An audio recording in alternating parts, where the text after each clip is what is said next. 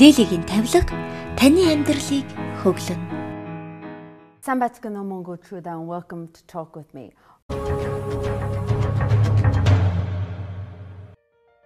Munkhdul Badral Bontoy, otherwise known as Mogi, is the CEO and founder of Mongolian market intelligence firm Cover Mongolia. Лилигийн тавилга таны амьдралыг хөглөн.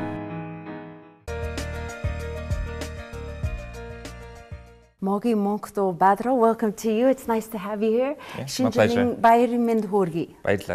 Yeah, Mogi, what are you doing for Christmas and New Year's?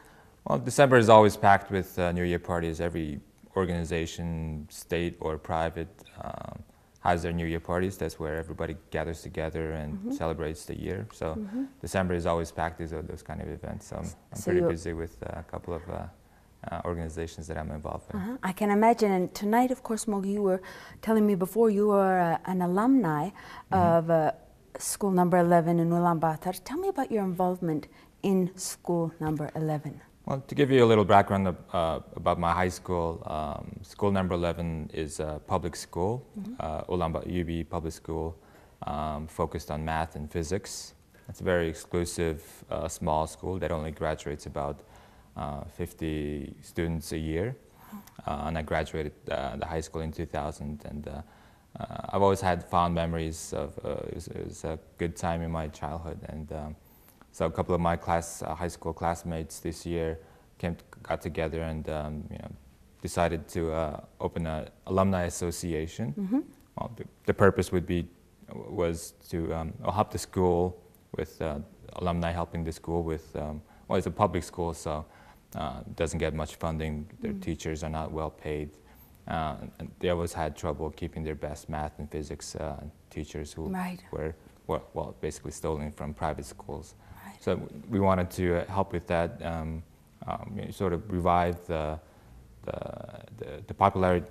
popularity of the school, because school number 11 students were always winning gold medals in math and physics, national Olympiads, and even international Olympiads. But it's come down a little bit, and so we wanted to help with that and help the school with maybe perhaps bring an English good teacher or help them fund a math laboratory. So we decided to open that association. And Mogi, you're also lobbying the government. You told me before there's no building at the moment.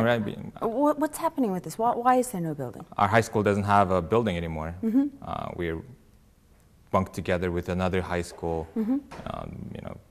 studying in hallways, and that it's cold.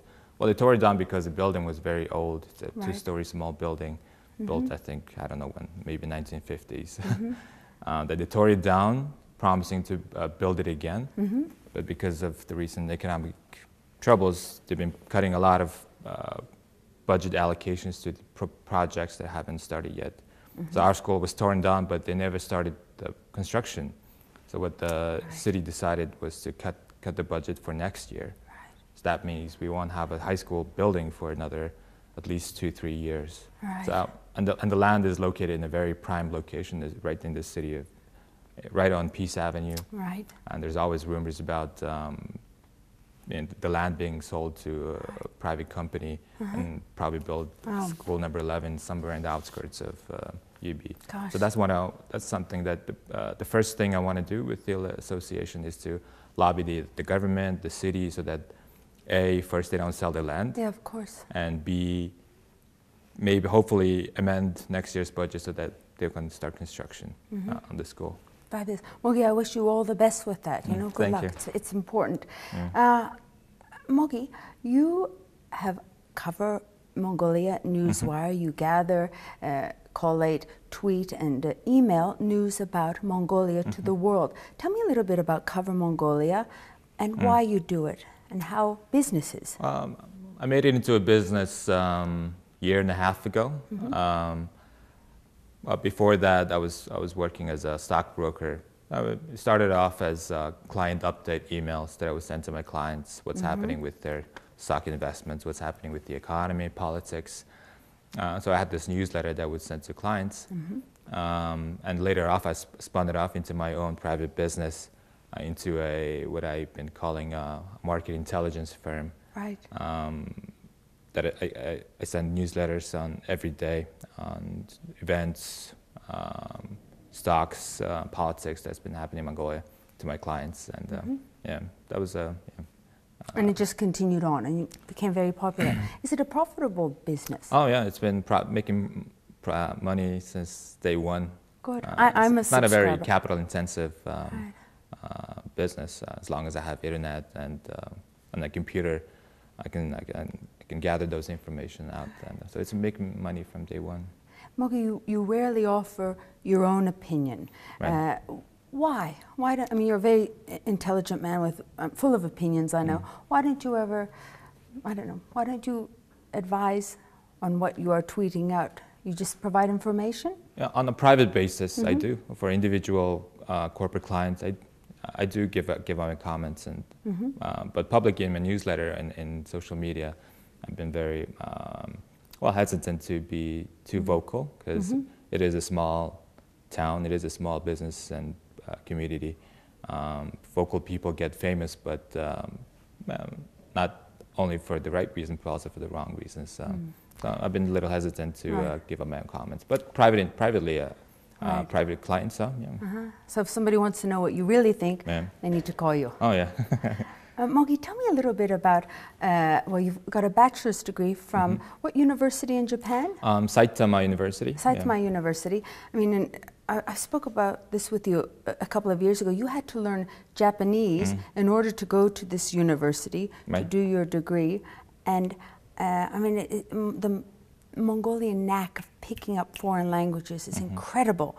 Tell me a little bit about your time in Japan. It was a Japanese government scholarship program called Munkhdul. It's probably the most famous scholarship program in Mongolia because it's Japan, and the allowance they give you is pretty decent. It's actually, you can live a decent life as a student in Japan. I'm not sure about how it is right now, but at my time when I graduated high school, it was the most exclusive scholarship program in Mongolia at that time, given out by foreign governments. So all the best high school students, competed for that From school number 11? Well, school number 11, And others. I have numerous classmates in Japan who went to Japan with me. So it was school, best students went to Japan. How hard was it learning Japanese? Well, as you said, Mongolians have a knack for learning foreign languages. I'm sure there's some scientific reasons for that. I'm still trying to work it out. And Mogi, you were telling me before you are a member of the Japanese University Graduates Association of Mongolia. This is a new association you've become involved with? No, it's not a new one. It's been over 10 years that's been established. Japanese government has been giving scholarships to Mongolians from the 1980s. I think the first students who went there were to work at Gobi, Kashmir, because Gobi was established with Japanese government help. So the first students who got scholarships came back to work for Gobi, Kashmir, and those guys are all successful businessmen or politicians. Some of them are even ministers. Right. So those people who established this alumni association quite a long time ago, but I've just became recently involved with this organization. And Mogi, of course, I mean, you the first time you went overseas wasn't to Japan. You're very well traveled, but when you were little, you were born in Nalik, but part of your childhood was actually spent in Laos. Your father was a diplomat? Yeah, he still is. Yeah. Tell me a little bit about your childhood in Laos. It was an interesting time. Interesting time for Mongolia as well, because I went to Laos in 1988 and lived there till 1992. So you could say It's a long time. I didn't experience the hardship of the first couple of 2 years I hear was the most difficult time. So I guess I was lucky in that I was living in a tropical country that there's abundant food, where in Mongolia at that time. So what you're saying for viewers who might be watching overseas, Mogi missed the peaceful revolution that occurred in UB, and it was a very tough time. So when you came back to UB, I mean, the change from Laos to UB, was it very dramatic for you? I mean, did you miss Laos? Well, granted, I was young. I came back home at age 8, and I did live in. I was born and lived in Mongolia till when I was age 4. In Nalek? Well, Nalek was where I was born, but it was in UB where my parents worked. So Nalek, I was born in Nalek because my mother's grandparents lived in Nalek. Well, Nalek is now at that time it was not part of UB, but it's a part of UB now. So right now I can say I was born in UB, but at that time it was a little satellite city. It was a suburb.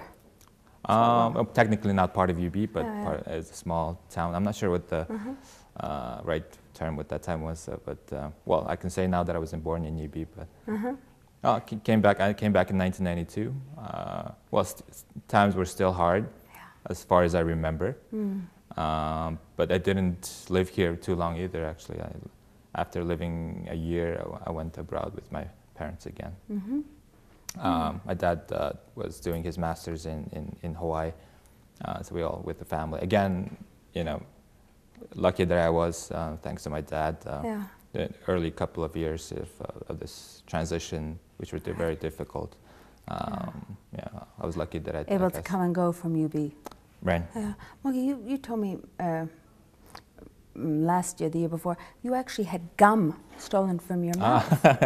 Well, that's one of those memories that I guess you can't lose it. I won't ever forget. Yeah, this was 1992. I remember. And lots of bullying in the streets. Yeah, you know, gum was a luxury item. You know, it really had no practical use, right? Most important things at that point were, well, food, feeding your family, and you know, if you do get to find a gum and get caught chewing it in the streets, you're in trouble. You would get stolen by some neighborhood bullies. Yeah. Got several times, I think, got gum stolen out of my mouth. What about today? You think things are better today? Well, compared to that, I guess things are much better in some sense. Difficult, I guess, when the country develops, there are new issues, new problems arise. So the little issues at that point are gone, but there's maybe perhaps bigger, more systemic issues that I was going through. I want to get back to language, and so going back to Laos again. In Laos, you lived there, spent part of your childhood, but you went to a Russian school, and in the evenings, well, I mean, what language did you speak at home? Well, I was, at home I always spoke Mongolian. That's probably why I managed to not forget or, kids... retain it. Yeah, retain it. Never studied Mongolian language in a school until age 13. But we always spoke Mongolian in the family. Right. I think that's very important. And Russian at school? Russian at school. It was 1988, so things were different at that point. Yeah, of course. Mongolia was a socialist country. Well, Soviet Union was still around, so all the embassy schools, kids went to the Russian embassy school. So I went there at age 4, so went through the Russian kindergarten system, and then into first and second grade. Such a mix, Mogi, you know? Well, that's... It's fascinating. Mogi, tell me about the biggest influences in your life, people. Well, I think I told you a couple of years before that my biggest influence is my father. Well, looking at my childhood, you can see that I traveled around, learned many languages, and then I was privileged in that sense. So my biggest influence is my father, in both life experience and in I think my moral compass, you can say. My dad has been a career public servant from the day he graduated college in diplomatic service, but he was never wavered. He was a very moral person, very moral and uncorruptible person that I see him as a role model for me as I become more of an adult. Nice. He must be very proud of you, Mogi. Him? Yeah. Well, he wouldn't say it in so many words, but seeing him, I can sense he's what about a little bit proud of me. Paternal grandparents from Hofschool? I've seen photos of you lying in a beautiful river with a beer. I mean, you have fond childhood memories. Oh, yeah. Yeah. Tell me about your paternal grandparents in Hofskål. My dad graduated high school in Munkhdul. In Morden? Morden, yes. But had families who were living right near the lake, even on the northern point of the lake. Yes, exactly. I've tried to get to Hank. I been couldn't find a boat. I think it's been almost 25 years since I been in Hank. But really, you've been there? Oh, I've been there. Yeah, it's every summer in high school I went to Hofskål. My dad's parents, my grandparents, after they retired, my grandma was a children's doctor. My grandpa was a high school teacher, and when they retired, they bought sheep and livestock and became herders. Nice. So every summer I would go with, I would spend my summer months with my grandparents. Nice.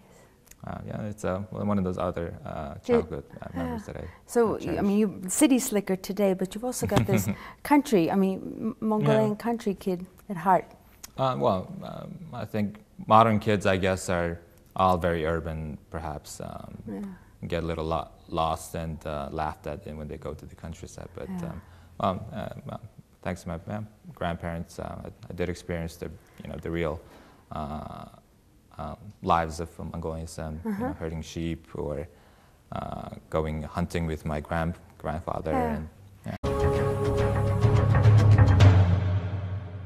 See, this is a different side to the Mogi that everybody in UB knows. Thank you for telling me about this, Mogi. Of course. Do you fish at all? Have you been fishing in Lake Hofskål? I know, actually, I saw a photo you posted a while back, somebody with a huge, gorgeous taimen, and you said something, I hope they have a license to catch this, and I was glad to read that. I mean, there's a lot of illegal fishing. What do you tell me about? I'm not a big fisher. My grandpa was an avid hunter, so hunting would be, if there's any kind of game that I do, would be hunting. But fishing, not so much, but like that picture, especially those big taimens, you have to have a license to... Exactly. I like how you pointed that out to everyone. Yeah, well, there's a lot of fishing and tour companies that offer this kind of things. Yeah. So. Mogi, you explained something fascinating to me about the concept of capitalism and what it means to Mongolians. And the trouble they've had understanding the concept of capitalism. Can you give us, our viewers, a little bit about the history of the notion of capitalism to Mongolians and why it's been difficult for them to grasp? Well, Mongolia has been a communist social country for almost a century. And at that point, everything you owned basically was the property of the state. Even your house was not owned by you. Your livestock were not. You didn't privately own those livestock. So they're all basically people working for the government, working the state's livestock. So I think,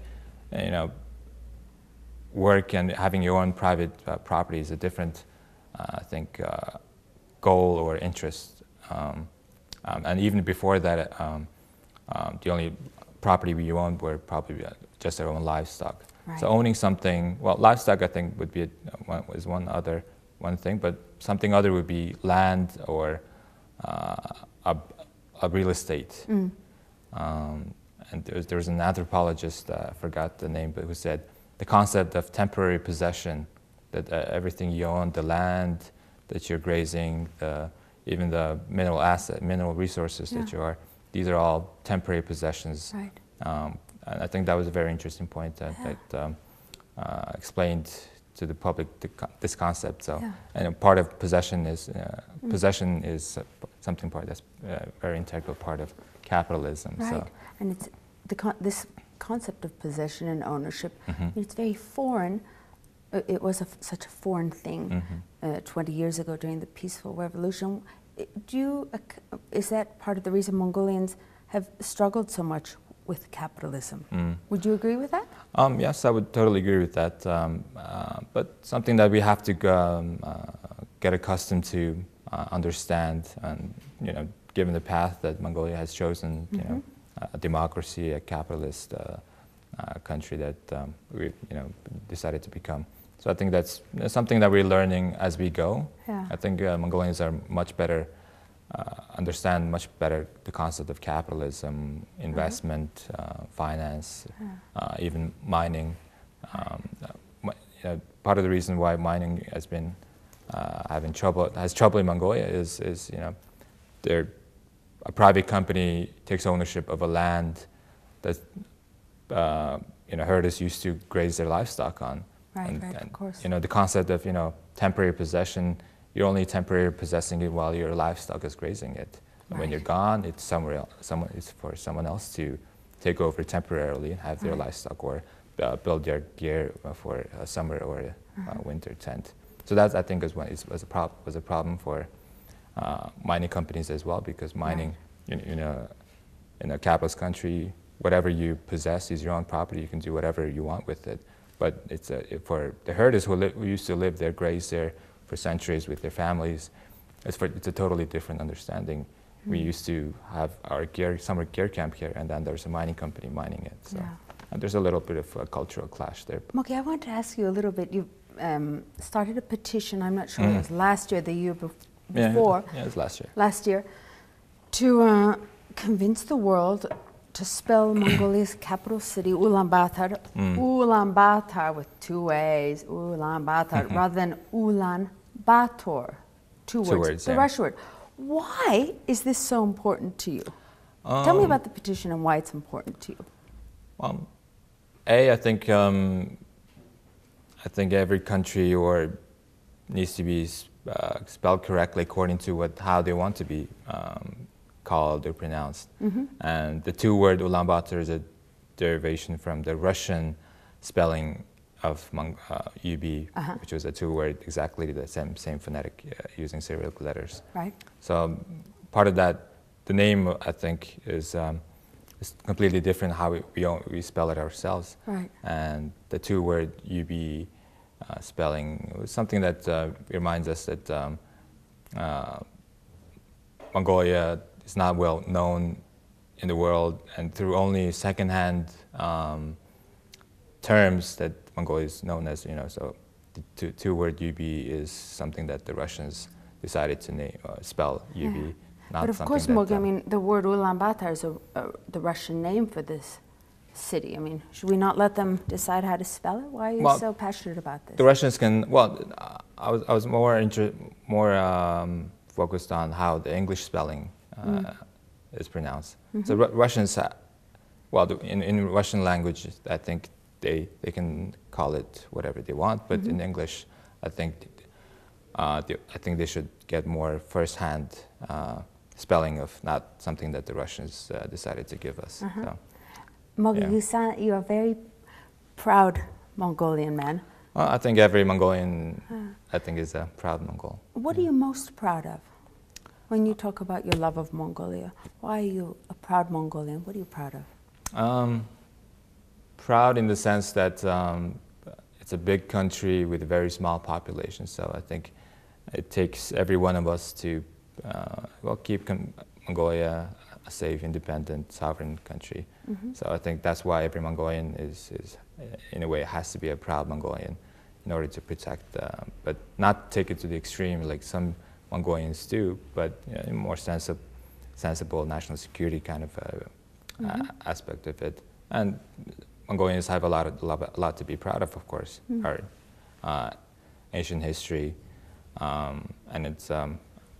I always think it's a miracle, or circumstances may have been that way, that Mongolia managed to keep its country independent, despite having, probably in the early 19th, 20th century, we didn't have even 1 million Mongolians living in such a big country.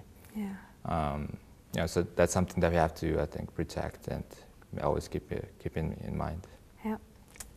Mogi, what about your favorite spot in Mongolia? During holidays, where do you go out of UB to just somewhere relax? that's not UB. Do you get sick of living here? I think anyone would get sick of living in a city. Well, it might not be big in world terms, but it's still the biggest city. It's very crowded. Traffic is horrible. Buildings everywhere. So I always loved the countryside. From my childhood, So anytime I can, I try to get away from the city. I think anyone in UB does, Mongolian or expat. Yeah, you're right. Tell me a little bit more about what other associations you're involved with. There was something we discussed before, the Council of Mongolians Abroad. You're the secretary of this organization. Tell me a little bit about this. It's 2 months new, isn't it? It's very recent. It's a very recently established sort of united organization for all Mongolians living abroad. Well, there's almost 200,000 Mongolians living outside of Mongolia that have left in probably in the 80s, especially in the 90s. It was a hard time in Mongolia, so everyone would like to improve their lives, study, get an education abroad, or get some work experience abroad, and help their families here and there. Diaspora remittance is something that's a big chunk of Mongolia's foreign investment or foreign capital inflow. Yeah. Well, in the 90s, I think they were preoccupied with their livelihood, trying to keep their job, get their education. Many were forced to go overseas to make their livelihood. Yeah. Even to this day, of course. So perhaps their lives are much more stable now. Their children are grown up, or I think every time that happens, I think a Mongolian would start missing your homeland. Yeah. Getting together with the Mongolians who are living close by, and they started grouping together and creating NGOs wherever they lived. So there's Mongolians living in Chicago. There's a Where's NGO the biggest there. cluster of Mongolians living overseas? I mean, there's a huge cluster in Chicago. You're right. Yeah, the biggest I think would be Korea. The migrant workers who went to Korea to work. Right. I think that's where the biggest number of Mongolians are. Right. So there's an organization in Korea as well to help their. An organization of the Council of Mongolians Abroad. So there's a member organization of this council in Korea. Nice. In Korea, there's especially important because there was migrant workers. There's a lot of illegal Mongolians living in Korea working as well. Right. So there's issues of legal issues as well that needs to be protected. Okay, so this organization, along with the embassy there, provides some sort of support? Well, yes. Embassies, everywhere, Mongolian embassies everywhere are very understaffed. Yes. So they cannot outreach all of the Mongolians' needs. Mongolians living abroad, they always have complain about that. Not even picking up their phones. Really? The consular section. So that's probably one of the reasons why these Mongolians decided to take some of this responsibility themselves, helping with legal advice. Yeah. So this is part of the reasons why everyone decided to come together. There was a big conference in September this year. Did you go? I attended, of course, at the Foreign Ministry. Foreign Ministry is taking up this issue very seriously. That Mongolians living abroad, I think, can help with Mongolia's development as well. Any development country, I think, the diaspora was a big factor in the development of the country.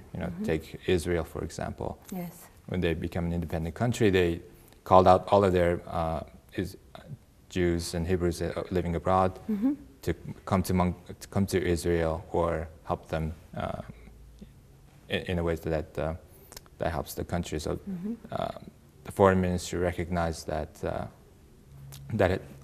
side of history and decided to engage more with Mongolians living abroad, help them come back to Mongolia, create an environment here for those there's a lot of high-skilled Mongolians living, working in big multinational companies like Google, IBM, Microsoft.